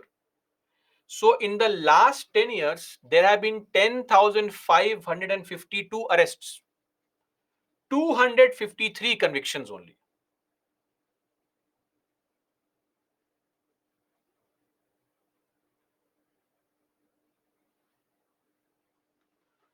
Harsh, if you say 90% wrong arrests done by agency, that I don't agree with it, because only they are the protectors of our country and you can't blame them. Protectors of our country. Okay. This is not my data. And it's not 98%, 90%, it's 98%. 98% wrong arrests have happened by the security agency. Don't worry, it's not the armed forces, it is NIA, okay, which makes these arrests. So, protectors of our country, then police also is there. So, should we also justify the police brutalities, custodial deaths, tortures? Are you aware that the conviction rate of police is more than 70%? Are you aware that the so-called biased CBI's conviction rate is 70%? 70. And here the conviction rate is 2%. Facts don't care about feelings, Harsh, sadly. This is a legal class. We can talk on legal values and terms. We cannot talk on emotions. What to do? Right? Anyway, so this is there with respect to UPA. One more thing. Do you remember there was a joint sitting held for the last time to pass a bill? What bill was that? Any idea? Last time a joint sitting was held to pass a bill. Any idea? It has been held only 3 times.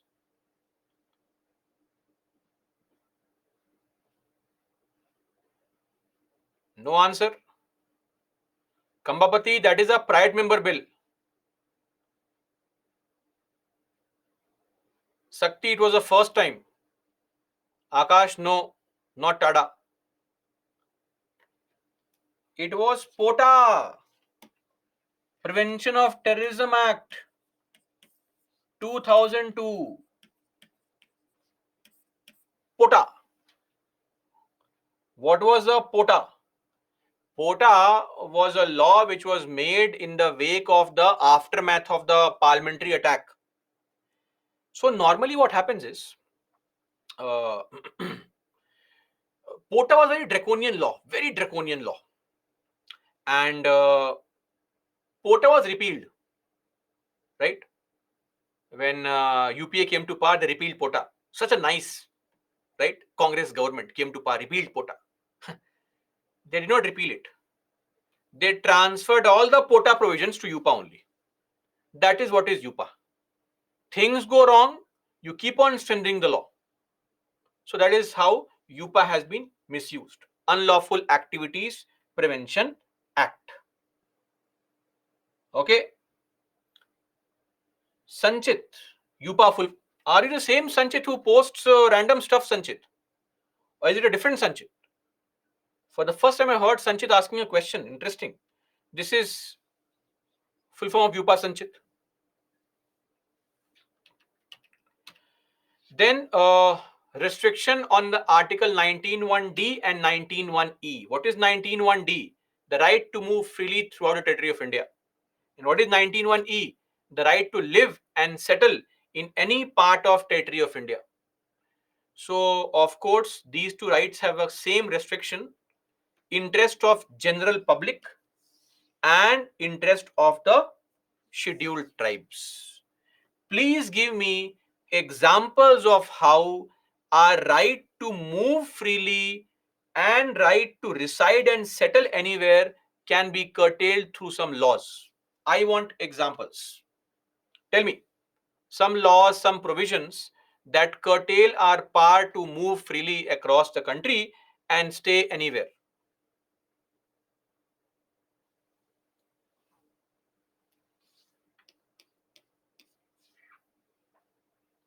Okay, Schedule 5 areas, Schedule 6 areas.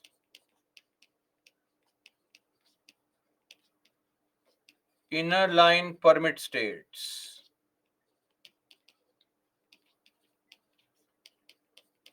What else? Okay.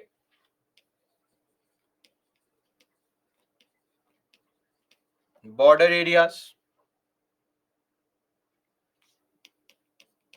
What else? Cantonments. Okay, restrictions can be imposed on cantonment areas also, or in cantonment areas. What else?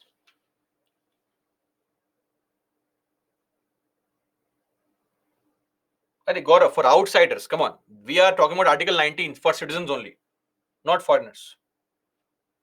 What else? Okay, forests, various forest acts which prevent you from moving to these reserves, etc., and ecologically sensitive areas and all. Okay. Then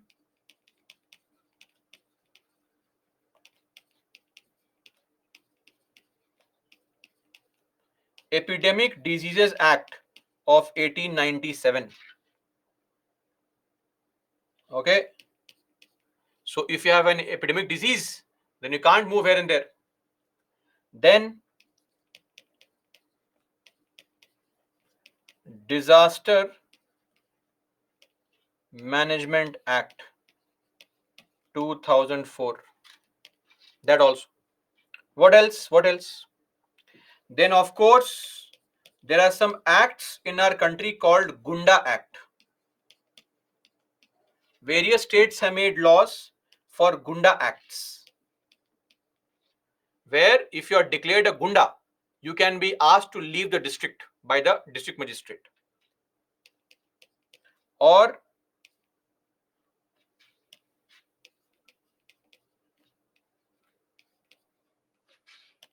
under IPC CR, under IPC CRPC, curfews can be imposed. Yes or no? Various laws are there to restrict our movement. Various laws, same thing. Same as earlier. Or not to confuse our innocent people, same as previous slide.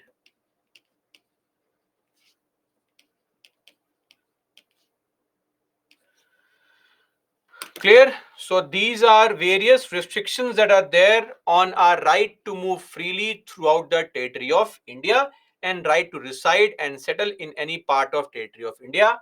And last is 19(1)(g). We have already seen this article before. Tell me, where did we see this article? Under which topic?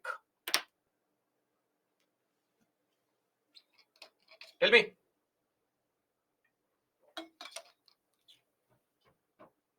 Today only we saw this under the PA Inamdar judgment. Reservation in schools and colleges.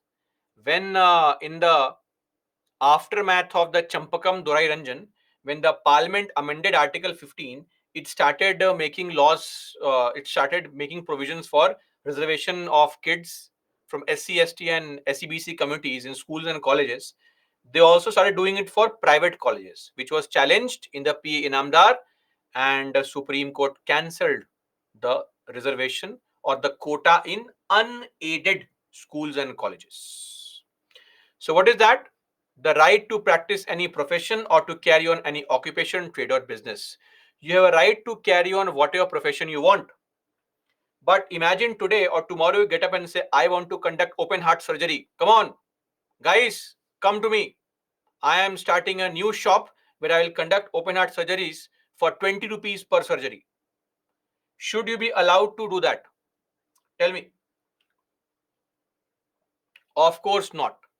For certain tasks, for certain businesses, professions, etc., technical qualification, professional qualification may be required.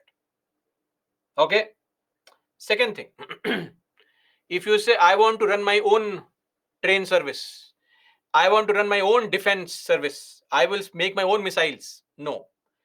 The government can sometimes have a monopoly over certain things and can exclude the citizens in any trade, any business, any industry, any service. Let's say tomorrow you say, I am hiring 100 people, we'll start our own police service and enforce IPC laws in the country.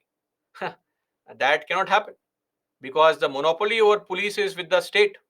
You cannot. Clear? So these are restrictions on your practicing any profession, occupation, trade, or business. Are we clear, everybody? We are done with Article 19. Lastly,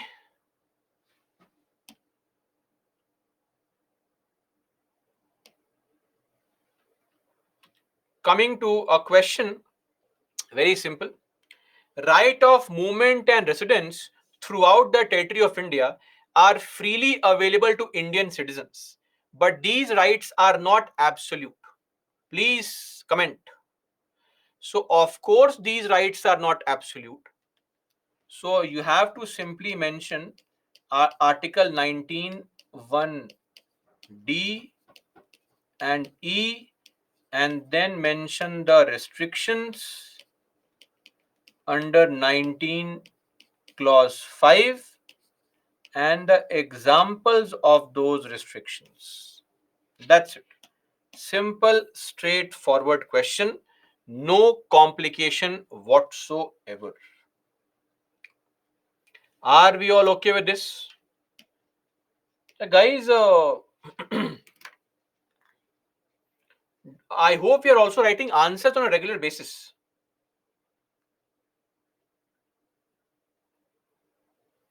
Akash, sir, the government can monopoly anything. Yes, yes. Anything. Okay. Now, Article 20. A very simple and sweet article which gives three interesting rights to all citizens or all people, not just citizens, all people. Protection in respect of conviction for offences. 3 points. Point number one, no ex post facto law. Point number two, no double jeopardy. Point number three, no self incrimination. What does this mean? Ex post facto law. I have mentioned the definition here. It is of no importance actually, but I have still mentioned it. See, when you commit any crime, at the time you committed a crime, there was some punishment meant for the crime, maximum punishment. Now, at the time of the commitment of the crime, whatever was the maximum punishment that could be given, you will be subject to that punishment only. For example, take an example. I hope you all remember the Nirbhaya case. of 2012. Do we all remember this horrific case that happened in the country? Nirbhaya case. So in this case, if you remember, there was one person whose age was under 18,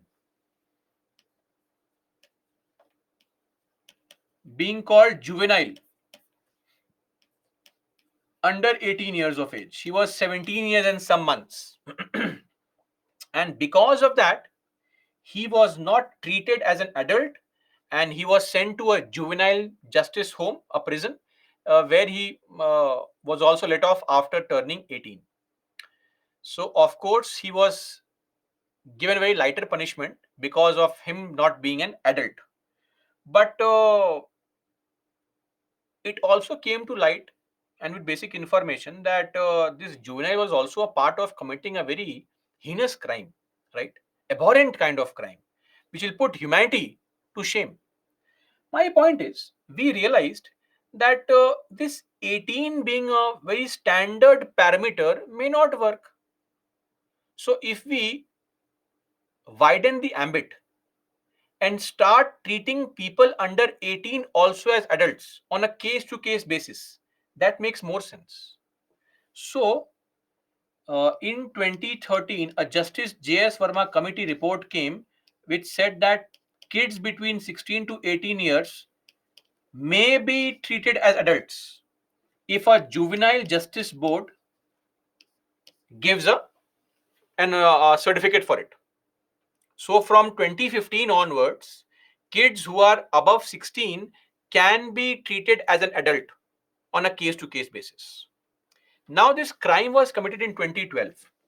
Should we now bring that person back, that juvenile in this case, and should we punish him under this new law with death sentence or jail or whatever?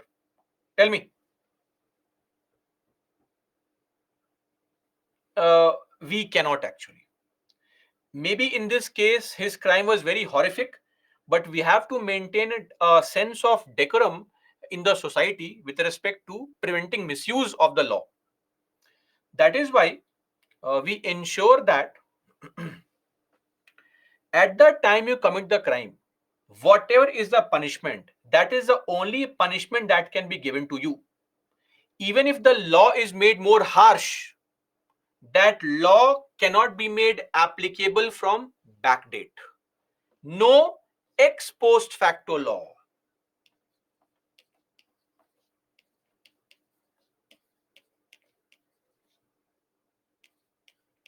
Ex post facto law, meaning retrospective effect from backdate. That is not possible. No, this is only meant for criminal cases or only for criminal laws. Civil laws can be applied from backdate. Meaning, if today the government increases some tax, it can apply that law from 10 days back, from 2 years back, from 5 years back. But a criminal punishment cannot be applied for from say a period before that date. So basically the idea is that, see, whenever you have this kind of provision, what are you actually saying? You are saying that I am submitting somebody to a punishment, uh, or I am forcing somebody to, or I'm penalizing somebody for an act which was not a crime at the time of being committed. So that is why, to ensure a sense of sanity in the society, to prevent the misuse of such laws, whatever punishment is there when you commit a crime, that is the punishment that will be given to you, not more than that. So if a law is made, it will be applicable from that date onwards. No ex post facto law. Number two is no double jeopardy. Meaning what? You can be punished for a particular offense only once, not more than once. Nemo debet bis vexeri, meaning a man must not be put twice in peril for the same offense. This is also in the US Constitution, their Fifth Amendment, no double jeopardy, meaning if you have committed a crime, you cannot be punished again and again for the same crime. Once punishment is done, it's done. Right? Sai Krishna, what if he does the same crime again? If you are doing this, you're not doing the same crime, you are doing the same type of crime, but with a different person, or it's a new crime every time. The nature can be the same, but the crime is different. Are you clear? So let us say somebody kills the other person, is sent to jail. He comes out, kills again. Now this time it's a different crime. Jail again. I am saying for the first crime, you will not be punished more than once. Are we clear? It is meant for judicial proceedings only. It is not meant for administrative cases. For example, think of your school days, your progress report. It would come. Remember your amazing marks? Firstly, teacher would slap you. You come back home, your mom would slap you. In the evening, father comes, he slaps you. For the same failure of performance, you are being beaten again and again and again. That is allowed. Clear? In court, the court will not punish you. And one small point to just clarify, sometimes some movies make this nonsense. There's a movie called Luck. It made a nonsensical argument that a person was being hanged, and when he was hanged, the rope broke and he fell down and he survived.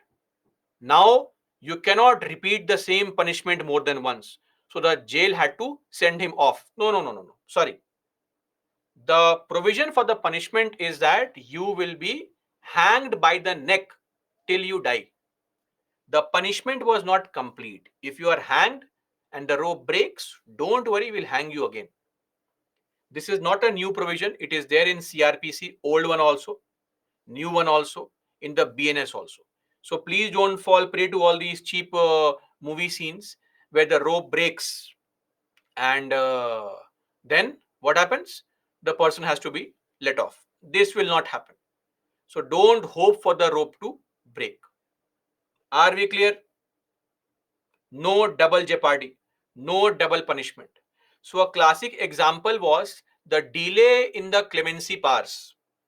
If the president takes too much time to show mercy and rejects mercy after 12 years, then you are subjecting a person to two punishments, 12 years of jail and then death sentence. This is a classic case of double jeopardy, right? Okay.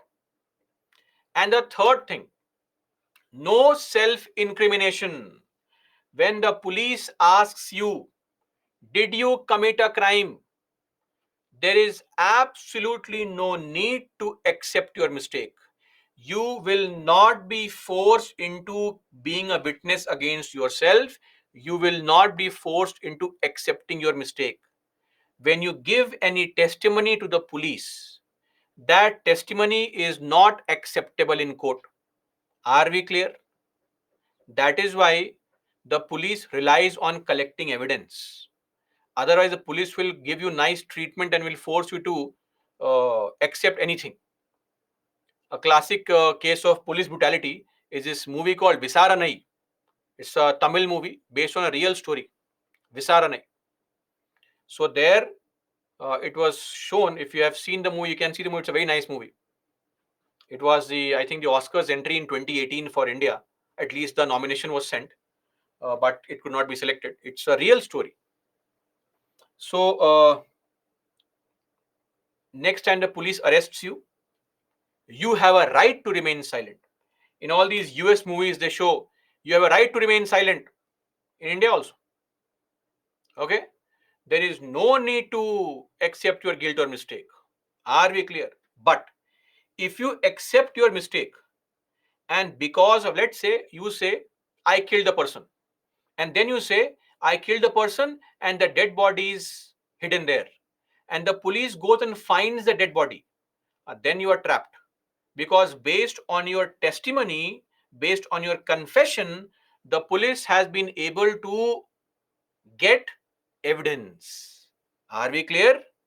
So evidence, if it is obtained based on your statement, then your statement can be used in court. Otherwise, it can't. Don't worry. But yes, the police has to conduct investigations. For that, they may ask you to submit your documents, giving thumb impression, blood specimen, signature specimen, laptop password, phone password. Some of you will say, it's okay, don't take my phone password, punish me directly. So that is there. And one more thing, just the last point, 2 more minutes. There was a very famous case in Karnataka called Selvi case of 2010. In this case, what happened was, now, do you know of all these things like lie detector, polygraph test, or narco analysis?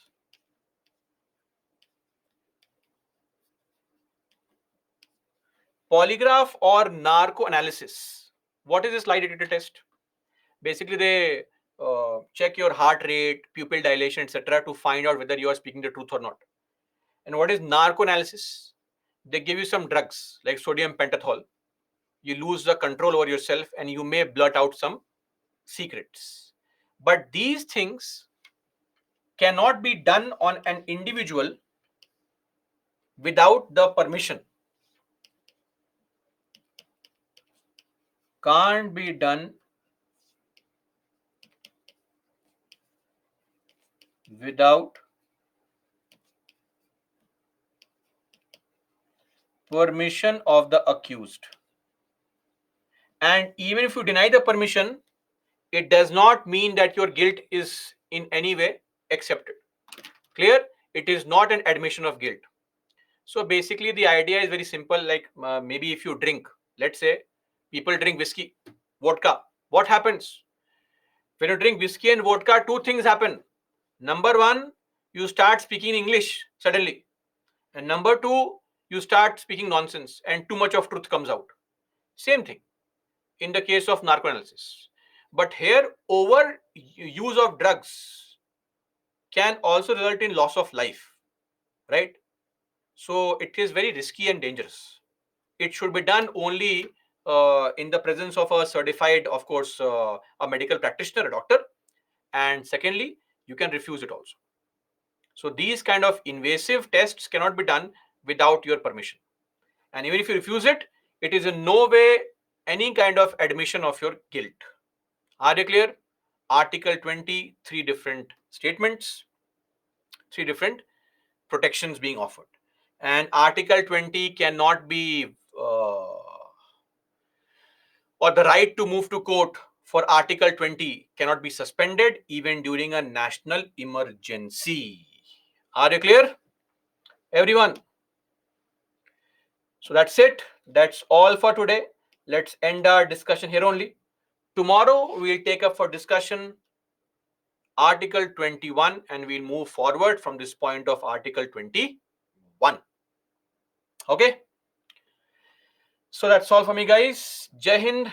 Doubts, if any, Kambapati, civil servant, public servant, bureaucrat. Kambapati, public servant is a broader term comprising of all people employed in delivery of public services. Politicians, judges, armed forces, PSU employees, civil servants, etc. Civil servant is a term used for specific officials, type of public servants who are working in a government department in their personal capacity and are in a non-combatant role. That is how the definition came from Robert Clive. The combatant services, the army, armed forces, non-combatant services, civil servants. Bureaucrats are senior civil servants. That's it. Akash, because the courts have upheld it earlier to be constitutionally valid, actually. That is why it could not be cancelled.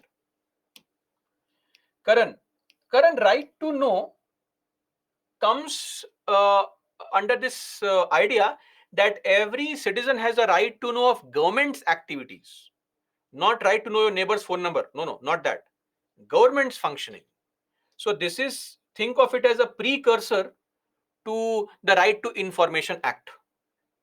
Clear? Any other query or concern?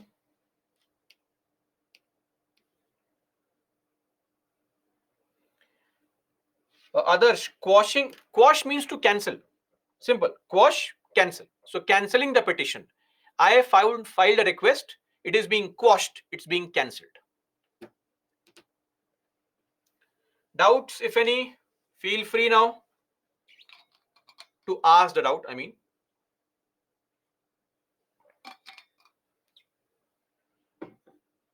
done? Okay then. That's it. Let's meet tomorrow, guys. Till then, that is all for me. Jai Hind.